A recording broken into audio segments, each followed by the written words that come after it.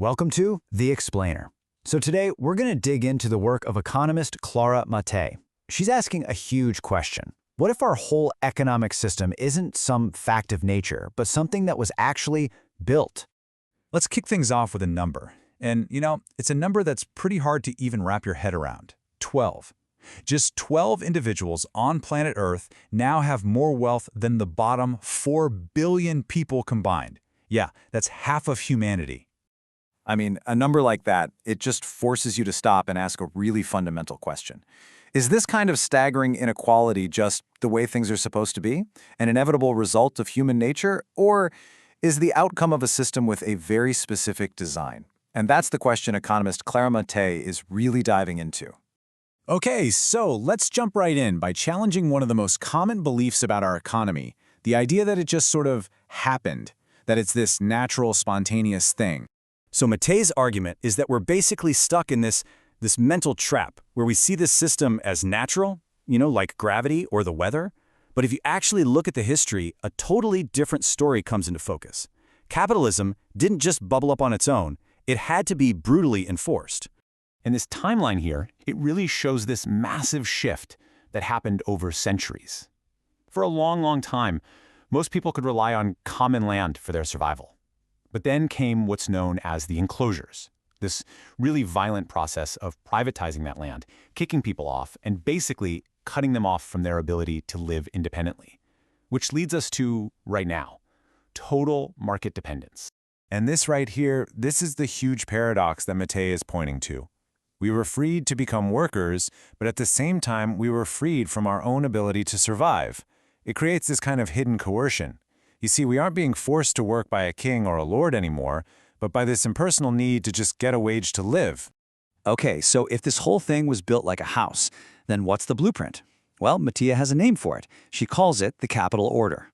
And this is the basic architecture. Think of it like a building.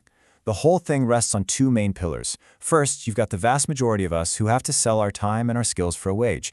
And second, you have a small minority who owns all the stuff, the factories, the offices, and makes private investments. And the roof holding it all together? The simple fact that almost nothing gets done, nothing gets produced unless someone, somewhere, expects to make a profit. And this brings us to the million-dollar question, right? If workers get paid for their work, where on earth does profit come from? It kind of feels like it just appears out of thin air. Let's break this down with a super simple example. Picture someone working at a coffee shop. Over a full day, let's say they sell $1,000 worth of coffee. They've created that much value for the business. But when they get their paycheck for the day, it's for, say, $120.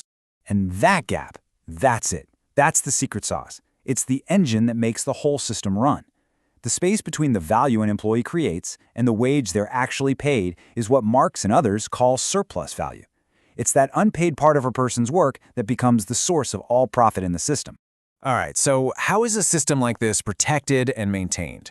Well, often it's through a policy we hear about all the time, austerity. And it's usually sold to us as just, simple, responsible accounting.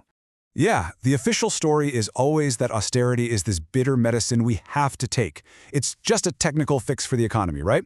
But what Mattei argues is that no, it's not technical at all. It's deeply political. She says its real purpose isn't to balance the budget, but to protect the capital order by making absolutely sure we all stay dependent on the market. So let's look at how this actually works. When a government cuts social services, things like public health or education, we have to pay for them out of our own pockets. When they privatize public goods, we have to pay a private company for things that might have been free or cheap before. All of this just ratchets up the pressure, making us more likely to take any job at any wage just to keep our heads above water. And listen, this isn't some wild theory from the fringes. Just look at this quote. This is from Janet Yellen, the Janet Yellen, current Treasury Secretary, from back in 1996. The idea that unemployment acts as a worker discipline device is a known, understood mechanism in mainstream economics. It's part of how the system keeps itself going. Okay, I know. A lot of this can sound pretty heavy, maybe even a little depressing. But this brings us to what's actually the most hopeful and honestly the most powerful part of Clara Mattei's whole argument. And here it is, the big takeaway. Because this economic system was built by people, it's not a law of nature. And that means it can be changed. It can be rebuilt. If we are the architects who constructed this whole thing, then we also have the power to design something completely different. So her work, it's not just some academic critique. She calls it an intervention. It's like she's handing us a new pair of glasses to see the world differently, not as an unchangeable force of nature we just have to accept, but as a set of rules and relationships that we, together, can actually change. And that really is the final thought to leave you with. Once you recognize that we're living inside a structure that somebody designed, you can stop just accepting the blueprints as a given. You can start asking a much more interesting question. What do we want to build next?